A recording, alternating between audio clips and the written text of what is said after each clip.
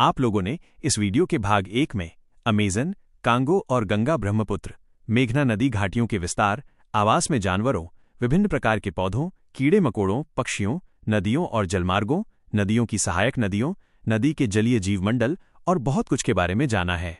आज हम 3 अध्यायों की सहायता से भाग 2 में अमेज़न, कांगो और गंगा ब्रह्मपुत्र, मेघना नदी घाटियों के जीवमंडल के महत्व और आवश्यकता और मानव की विभिन्न गतिविधियों के कारण होने वाले नुकसान, विभिन्न सरकारी पहलों आदि के बारे में जानेंगे।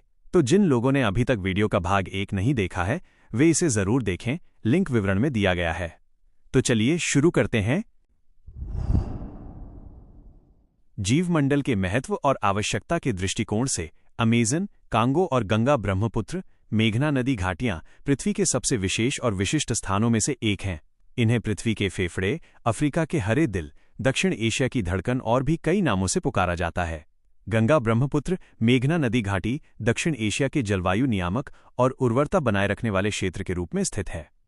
यहाँ लगभग 30 लाख प्रजातियों के पौधे, जानवर और सूक्ष्म जीव हैं। यह लगभग 1000 स्तनधारी और पक्षियों, 1300 मछली प्रजातियों का निवास स्थान है। ये मीठे पानी और खारे पानी के मिश्रण से समृद्ध है। यहीं पर हिल्सा, डॉल्फिन, बाघ जैसी प्रजातियां पाई जाती हैं। यह कार्बन अवशोषित करके पृथ्वी को ग्लोबल वार्मिंग से बचाने में मदद करता है। लगभग 30 मिलियन लोग अमेज़न घाटी, 80 मिलियन लोग कांगो घाटी और दुनिया की लगभग 8% आबादी गंगा ब्रह्मपुत्र मेघना नदी घाटी में निवास करती है।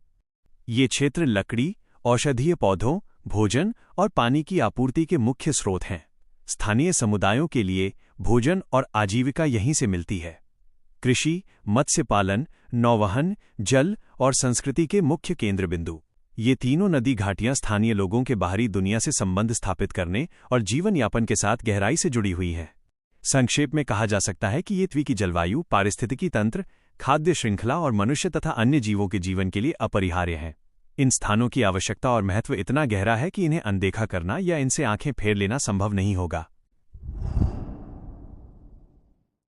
जो क्षेत्र आदिकाल से तट के स्थायी और अस्थायी जीवन तथा जीवमंडल को संतुलन प्रदान करने की कोशिश कर रहे हैं, आज वे मनुष्यों की विभिन्न गतिविधियों से प्रभावित हो रहे हैं। अब हम देखेंगे कि कैसे हमारी विभिन्न गतिविधियां अमेज़न, कांगो और गंगा ब्रह्मपुत्र मेघना नदी घाटियों के जीवमंडल और पर्यावरण को नुकसान पहुंचा रही हैं। और इस विषय को जानना अत्यंत आवश्यक है, अन्यथा कुछ ऐसे जानवर या जीवमंडल के भीतर की कुछ दुर्लभ प्रजातियां हमेशा के लिए जीवमंडल से विलुप्त हो जाएंगी और जीवमंडल तथा पृथ्वी इस नुकसान की भरपाई कभी नहीं कर पाएगी। चलिए देखते हैं। कृषि भूमि, पशु चरागाह और बस्तियां बनाने के लिए पेड़ काटे जा रहे हैं। इसके परिणाम स्वरूप वन के जानवर अपना आवास खो रहे हैं। हजारों प्रजातियां आज विलुप्ति की कगार पर हैं। कार्बन डाइऑक्साइड का अवशोषण कम होने से ग्लोबल वार्मिंग बढ़ रही है। सोने की खदानों, तेल और गैस, कोल्टान, कोबाल्ट, हीरे के खनन से नदियों का पानी प्रदूषित हो रहा है। खदान के कचरे में पारा, सीसा आदि मिलने से नदी की मछलियां और डॉल्फिन मर रही हैं। कृषि भूमि तैयार करने के लिए जंगल जलाए जाते हैं, जिससे हवा में भारी मात्रा में धुआं और कार्बन फैलता है। बारिश के पैटर्न में बदलाव आता है, मिट्टी की उर्वरता कम हो जाती है। नए शहर, सड़कें, खदानें, बिजली परियोजनाएं बनाकर नदी तटों को टुकड़ों टुकड़ों में नष्ट किया जा रहा है। चमड़े के कारखानों, औद्योगिक कारखानों, अस्पतालों और नालियों का पानी नदियों में गिर रहा है। जानवर अलग थलग पड़ रहे हैं और उनका प्रजनन कम हो रहा है। उनके आवागमन का विस्तार बाधित हो रहा है। आज जगुआर, आरा तोता, बंदर, सांप आदि जानवरों को पकड़ा और बेचा जा रहा है। फरक्का, तीस्ता, कपाताक्ष, कोपोतक जैसे बैराज नदी के सामान्य प्रवाह में बाधा डाल रहे हैं। सुंदरबन के मैंग्रोव वन नष्ट हो रहे हैं। फलस्वरूप बाघ, डॉल्फिन, हिरण का आवास सिकुड़ रहा है।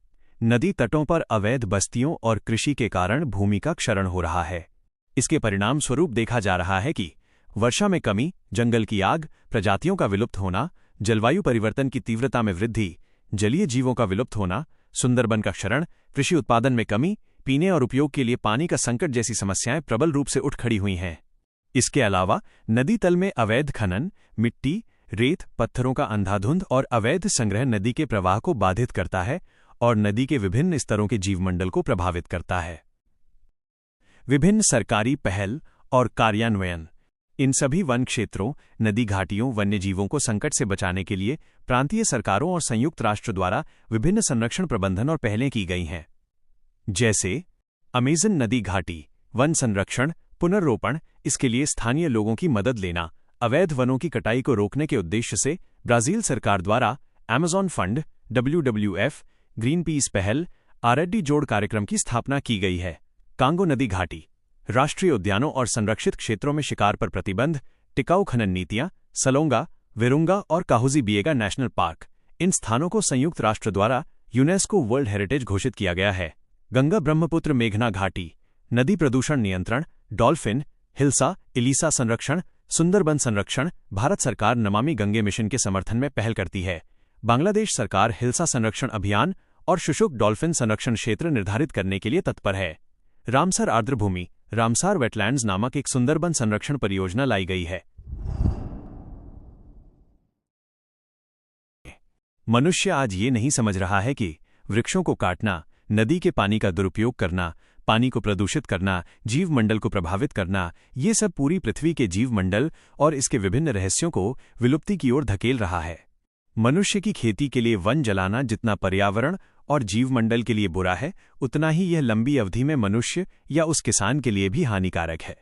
जंगल जलाना जहां मिट्टी के तापमान को बढ़ाता है, वहीं मिट्टी में मौजूद विभिन्न सूक्ष्म एंजाइमों और सूक्ष्म जीवों का भी नाश होता है, जिसके परिणाम स्वरूप मिट्टी की गुणवत्ता कम हो जाती है और मिट्टी धीरे धीरे उपज के लिए अनुपयुक्त हो जाती है। इसलिए हमें ये समझना होगा कि हमें इस कार्य को बंद करना होगा। नदी तटों पर खनिज उत्खनन पर नियंत्रण लाना होगा। नदी के पानी को प्रदूषित करना कम करना होगा। प्रत्येक प्राकृतिक संसाधन की अपनी एक क्षमता होती है कि यदि वो किसी और से प्रभावित न हो तो वो स्वयं ठीक हो सकता है और दूसरों को भी ठीक होने में मदद करता है। इसलिए हमारी वर्तमान प्रकृति को ठीक होने के लिए समय देना अत्यंत आवश्यक है, जो प्रकृति और वन्यजीवों के लिए मंगलमय है। स्थानीय लोगों की भागीदारी के साथ सतत प्रबंधन, कम्युनिटी बेस्ड कॉन्जर्वेशन के माध्यम से और अधिक जागरूक होना होगा। वन विनाश को रोककर पुनर्वनीकरण या वृक्षारोपण पर ध्यान केंद्रित करना होगा। प्रजनन के मौसम में मछली पकड़ना बंद करना आवश्यक होगा। सभी की शिक्षा और जन जागरूकता एक ऐसा विषय है जिसका सभी को अनुसरण और प्रतिस्थापित करना अत्यंत आवश्यक है, इसलिए इसकी प्रवृत्ति को बढ़ाना होगा। अंतर्राष्ट्रीय सहयोग और जलवायु न्याय सुनिश्चित करना और उसकी उपेक्षा न करना सुनिश्चित करना होगा। इस संबंध में यदि आपको कुछ करने को कहा जाए तो आप क्या करेंगे, ये टिप्पणी कमेंट में बताना न भूलें। धन्यवाद दोस्तों। अगर आपको वीडियो देखकर थोड़ा भी अच्छा लगा हो तो चैनल को सब्सक्राइब करके हमारे साथ जुड़े रहें। आपकी लाइक और कमेंट हमें ऐसे और वीडियो बनाने के लिए प्रोत्साहित करते हैं। और भाग 1 देखना न भूलें।